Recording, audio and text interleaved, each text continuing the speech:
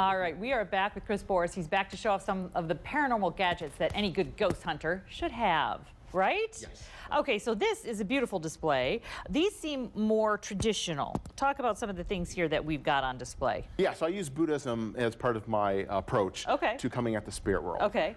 And everything on this altar, this is something I've created, a portable altar that I take into not only haunted locations, but places that have very malevolent spirits, because it just cleanses them of it. Okay, so this is actually prescriptive. Yes. Okay. Absolutely. Okay. And again, ancient. You've got like older stuff in here. Little. Oh my gosh, this is really something else. This is really something else. But then you also have something that takes us into the 21st century.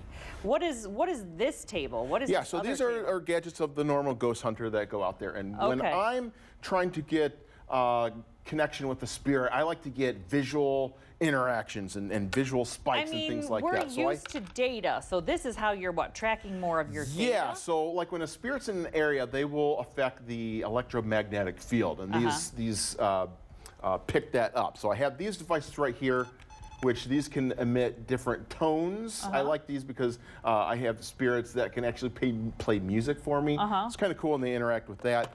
I also have this as well, which I can have a spirit, I'll be like, are you here with us? And it could spike it and be like, yes, and then you get into a yes and no conversation with them. Okay. And then this is pretty cool. I like this because these will give you a visual spike as well. And you can have, once you get into an interaction with them, you can have a conversation. So when you turn one of these on, in here at 13 ABC on Door Street, is there any, have you ever had a reading in our building? Because I do think there is a haunted place in our building. Oh, interesting. Yeah, I don't know. Well, yeah, no, I mean, we can turn this on and see if it... Okay, so the lights mean nothing, though. That's normal? Not right now. It's just calibrating to the area. Just warming up. Okay, so you're safe, Eric. You're safe. It's not... I don't like this. He doesn't like this. Okay, so then what do you do some recordings, too?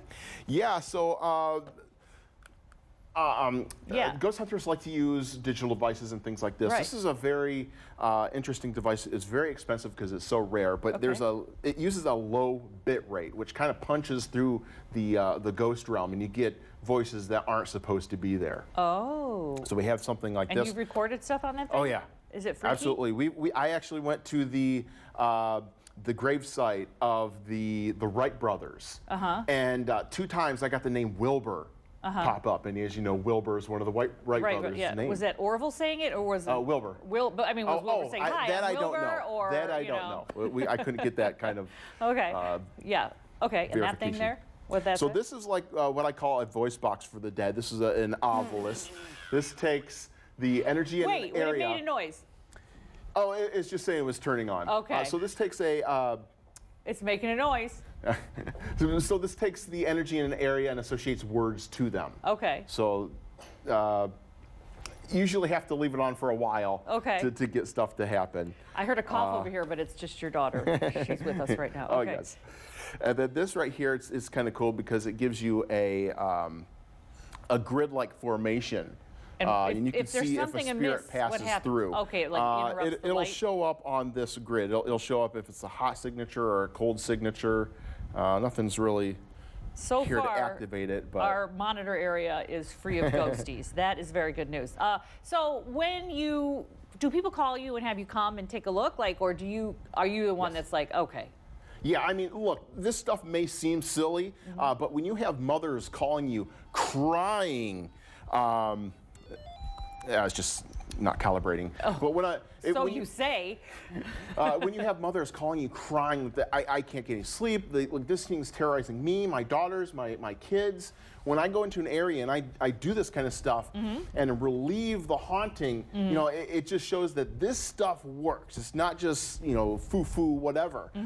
This stuff has a function, and there's a functionality to all of it. Well, and at the very least, someone gets some peace of mind that they did something, and maybe they're a little bit calmer about it, and that makes also their space a little bit calmer too. All right, so how would we call you if we thought someone was haunting our house? Yeah, so if I actually have a service. You go to ghostdrchris.com, and I actually have you can do this yourself, or I can come out and do this stuff and help you out. All right. Yes. I'd like to know right here.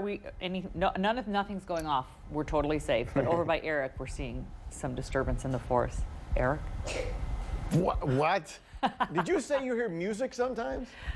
Yeah. Music? Oh yeah. Yeah? Yeah, I've had ghost music happen a couple times. Are they big fans of Oingo Boingo?